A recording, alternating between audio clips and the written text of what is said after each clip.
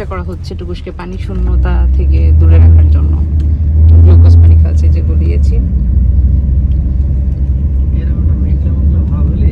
হ্যাঁ, মেঘলা ওয়েদার হচ্ছে আস্তে আস্তে। বিড়াল তো এমনিতে পানি খেতে চায় না, তারপর মনে করেন জার্নিতে ও খুবই ডিস্টার্ব করে, বাট ওর ভালোর জন্য আমরা ওকে খাওয়ানোর ব্যবস্থা করতেছি।